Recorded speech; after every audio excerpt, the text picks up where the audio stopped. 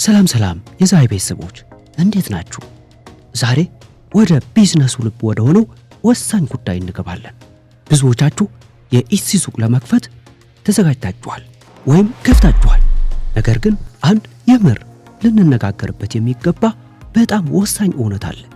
ብዙ ሰዎች የኦንላይን ቢዝነስ ሲጀምሩ እንደ ትልቅ ሎተሪ ነው የሚያዩት። ምርጥ ሎጎ ያሰሩለታል፣ ኤልኤልሲ ያወጡለታል፣ ቀንና ማታ እንቅልፍ አጥተው ዲዛይን ይለጥፋሉ። ግን በወር መጨረሻ ውጤቱ ዜሮ ነው። ምንም ሽያጭ የለም። ለምን?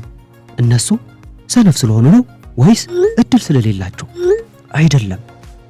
ችግሩ አንድና አንድ ነው።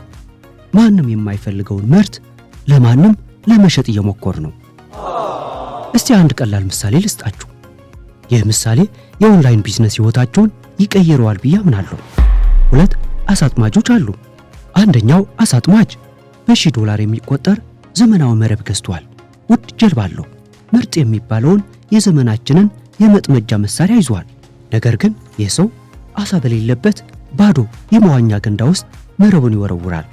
ሁለተኛው አሳጥማጅ ምንም አይነት ዘመናዊ ዕቃ የለውም። በእጁ የያዘው ቀለል ያለ እንጨትና ክር ብቻ ነው። ነገር ግን የሰው የቆመው አሳዎች በሚርመሰመሱበትና በተራውበት ወንዝ ውስጥ ነው። ጥያቄው ማን ነው አሳ ይዞ ወደ ቤቱ የሚመለሰው? መልሱ ግልጽ ነው። ቦታውን ያወቀው ሰው ነው። መሳሪያው አይደለም ወሳኙ፣ ቦታው ነው። በኦንላይን ቢዝነስም ልክ እንደዚሁ ነው። የኤልኤልሲ ወረቀታችሁ የሱቃችሁ ውበት ብቻውን ዋጋ የለውም። የምትሸጡት ምርት ሰዎች የሚፈልጉትና የተራቡት ካልሆነ በቀር። ዛሬ እኛ ለደንበኞቻችን በነፃ አገልግሎት የምንሰጥበት ግን ደግሞ ከሁሉም ነገር በላይ በጣም ጠቃሚ የሆነ ነገር ነው የምናየው። ይህ ማለት እንዴት አሳ ያለበትን ወንዝ ዊኒንግ ኒች እንደምትለዩ፣ ሰዎች ቦርሳቸውን የሚከፍቱለት ሚስጥራዊ ቁልፍ ምን እንደሆነና እንዴት በጨለማ ከመተኮስ ወጥታችሁ እንደ ስናይፐር ኢላማቸውን መምታት እንደምትችሉ የሚያሳይ ሙሉ ቪዲዮ አዘጋጅቼላችኋለሁ። እስከ መጨረሻው አብራችሁን ቆዩ። ለሁሉም መሸጥ ለማንም አለመሸጥ ነው። የጀማሪዎች ትልቁና ዋናው ስህተት ምንድነው? ጀነራል ስቶር ወይም አጠቃላይ ሱቅ መክፈት ነው። ቲሸርት ትሸጣላችሁ እንበል። ዲዛይናችሁ ምንድነው? ዝም ብሎ አበባ ወይም አይ ላቭ ኮፊ የሚል ወይም ሳመር ቫይብስ የሚል ነው? ወዳጄ እውነቱን እንነጋገር። አማዞን ወይም ዋልማርት ላይ ሄዱ። አይ ላቭ ኮፊ የሚል 5 ሚሊዮን አይነት ቲሸርት ታገኛላችሁ። ደንበኛው ለምን ከዛ ሁሉ መርጦ የእናንተን ይገዛል? መልሱ አይገዛም። ለዚህ ነው ዘ ፓወር ኦፍ ኒች የሚባለው ጥበብ የሚያስፈልገን። ኒች ማለት ምን ማለት ነው? ኒች ማለት ከጠቅላላው ህዝብ ውስጥ አንድ የጋራ ፍላጎት፣ የጋራ ህመም ወይም የጋራ ማንነት ያላቸውን ሰዎች ለይቶ ማውጣት ማለት ነው። እስቲ በደረጃ እንየው። ደረጃ 1 ዘ ብሮድ ማርኬት፣ በጣም ሰፊ። ለሴቶች የሚሆን ቲሸርት ይሸጣሉ። ይሄ በፍጹም አይሰራም። ይሄ ውቅያኖስ ውስጥ እንደ መጥመድ ነው። ማንም አያያችሁም። ደረጃ 2 ዘ ካታጎሪ፣ የተሻለ። ለነርሶች የሚሆን ቲሸርት ይሸጣሉ። ይሄ የተሻለ ነው። ግን አሁንም አሜሪካ ውስጥ 4 ሚሊዮን ነርሶች አሉ እና ሺህ ሻጮች አሉ። ውድድር አለው። ደረጃ 3 ዘ ዊኒንግ ኒች፣ ወርቅ ያለበት። በሌሊት ፈረቃ ወይም ናይት ሽፍት ለሚሰሩ፣ እንቅልፍ ለሚያስቸግራቸውና ድመት ለሚወዱ ነርሶች የሚሆን ቲሸርት ይሸጣሉ። አያችሁት ልዩነቱን?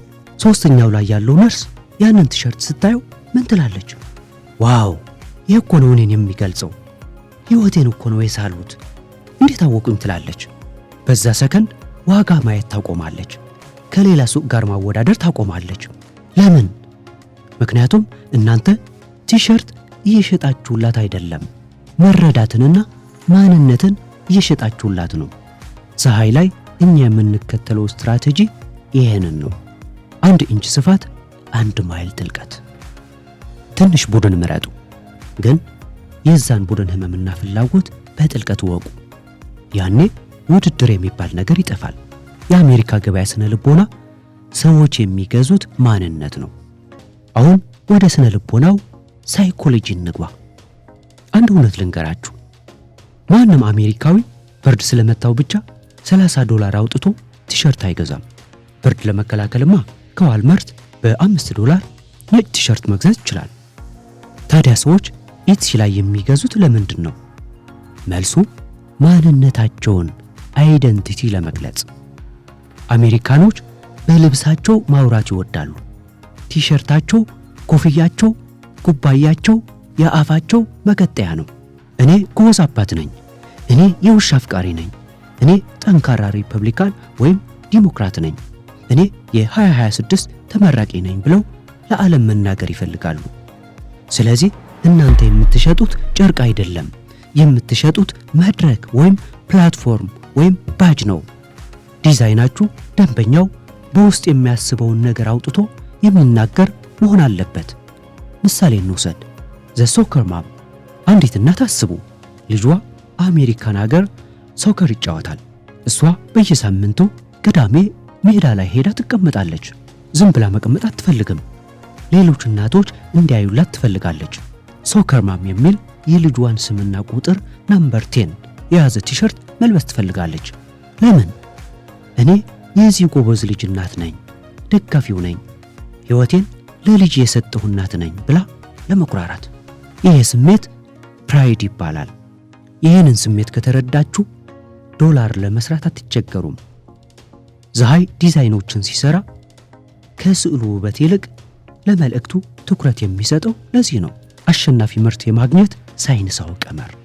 እሺ ቲዎሪው ገብቶናል። በተግባር ግን እንዴት እናግኘው? እንዴት ነው ያን የተራበ ደንበኛ የምናገኘው? እኛ የምንጠቀመው ዘ ክሮስ ኒች ፎርሙላ ወይም የመቀላቀል ቀመር የሚባል ሚስጥራው መሳሪያ ነው። ይህ በጣም ቀላል ግን ደግሞ በጣም ኃይለኛ ነው። 2 ወይም 3 የማይገናኙ ነገሮችን አገናኙ። ኒች ኤ ሙያ ማንነት ፕላስ ኒች ቢ ወቅታዊ ጉዳይ ፓሽን ዊኒንግ ፕሮዳክት። እስቲ በምሳሌ እንበታትነው። ምሳሌ 1 ኒች ኤ ማንነት መምህራን ቲቸርስ። ኒች ቢ ወቅታዊ ጉዳይ ቫለንታይንስ ዴይ የፍቅረኛሞች ቀን። ውጤት ቲቺንግ ኢዝ አ ወርክ ኦፍ ሀርት ወይም ማይ ክላስ ኢዝ ፉል ኦፍ ስዊት ሀርትስ የሚል ቲሸርት። ይህ ለምን ይሸጣል ብንል መምህሯ ለቫለንታይን ቀን ትምህርት ቤት ስትሄድ መልበስ ስለምትፈልግ። ምሳሌ 2 ኒች ኤ ማንነት አባቶች ዳድስ። ኒች ቢ ፓሽን ሆቢ ቢራ እና መኪና መጠገን ሜካኒክ።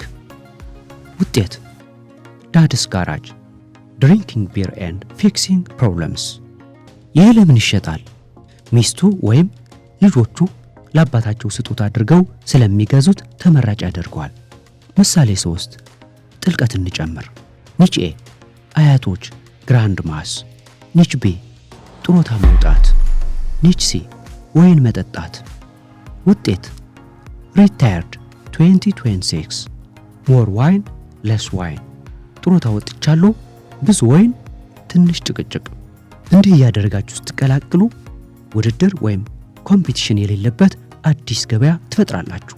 ዝም ብሎ ቲሸርት ብላችሁ ኢትሲ ላይ ብትፈልጉ 1 ሚሊዮን ውጤት ይመጣል። ቫለንታይን ቲቸር ሸርት ዊዝ ሀርትስ ብላችሁ ስትፈልጉ ግን ቁጥሩ ወደ 5000 ይወርዳል። እዚህ ውስጥ ነው ገንዘቡ ያለው፣ እዚህ ውስጥ ነው አሳው ያለው።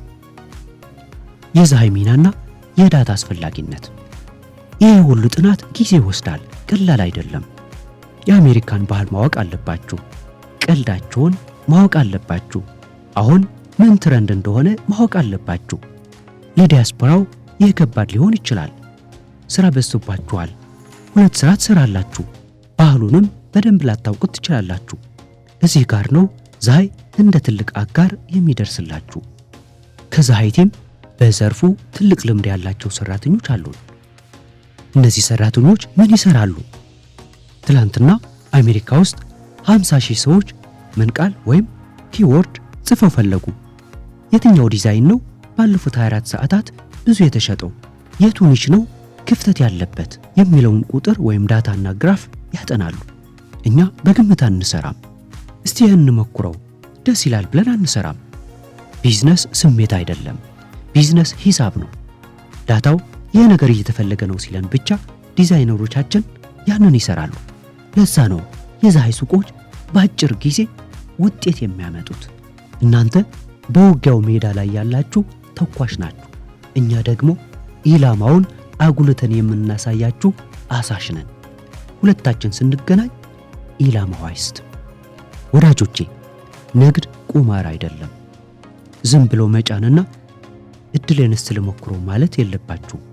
ምርት ከመስራታችሁ በፊት ገበያውን ጠይቁ። እናንተ የምትፈልጉት ምንድነው ብላችሁ ጠይቁ። ዛሬ የነገርኳችሁን ንጭ ዳውን የማድረግ ስትራቴጂ ተጠቀሙበት። ለሁሉም ሰው ለመሸጥ አትሞክሩ። ለዛች ለአንዲቷ ሌሊት ፈረቃ እየሰራች ለደከማት ግን ደግሞ ድመቷን ለምትወደው ነርስ ብቻ ለመሸጥ አስቡ።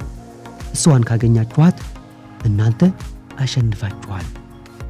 ፀሐይ በዚህ ሰፊና ውስብስብ የምርምር ጉዞ ላይ ከእናንተ ጋር ነው። የከበዳችሁን የጥናት ወይም ሪሰርች ስራ፣ የዲዛይን ስራና የቴክኒክ ስራ እኛ እንሸፍናለን። የእናንተ ስራ የተዘጋጀውን ድግስ የማስተናገድና የቢዝነሱ ህጋው ባለቤት መሆኑ። ከታች ባለው ሊንክ አሁን ይቀላቀሉ። ጊዜው የእናንተ ነው። አብረን በጥበብና በስትራቴጂ እንስራ። አመሰግናለሁ።